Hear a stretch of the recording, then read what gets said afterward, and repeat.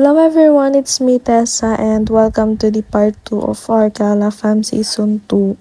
So sa mga naghahanap ng vlog na to guys, eto na. Pasensya na tatagalan. Medyo na-busy lang talaga kasi. Kaya natagalan din ako sa pag-edit. But anyways, let's move on. So pangalawang araw na nga namin yan sa La Carlota guys. And kung mapapansin nyo, naka-same outfit pa din ako. Sabi kasi ni tita, same outfit lang daw yung suotin kasi mababasa lang din daw naman kami. Pero, guess what? As sa masunuring pamangkin, ako lang yung naka-same outfit. Feeling ko nga na-betray ako dyan eh. Betray? lang. So, yung pupuntahan pala namin na falls, guys. Hindi lang ako sure pero sabi ng pinsan namin, yung tawag daw sa falls na yun is Twin Falls. Yes. Kasi dalawang falls siya, so twin. Kaya nga twin, di ba? Kasi nga dalawa.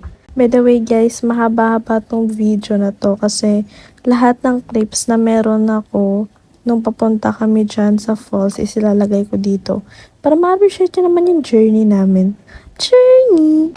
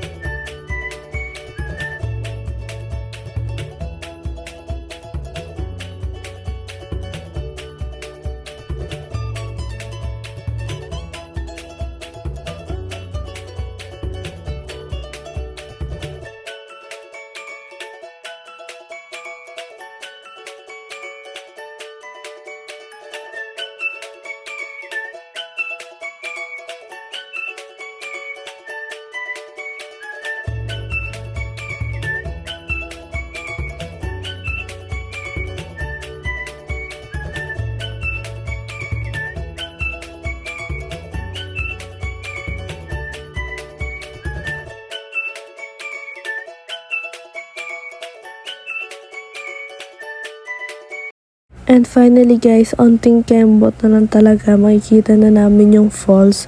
Sobrang lapit na lang namin dyan guys, hindi lang siya medyo kita pa, pero sobrang lapit na namin. Makikita na namin yung kinikrave namin na falls. crave ano yung pagkain.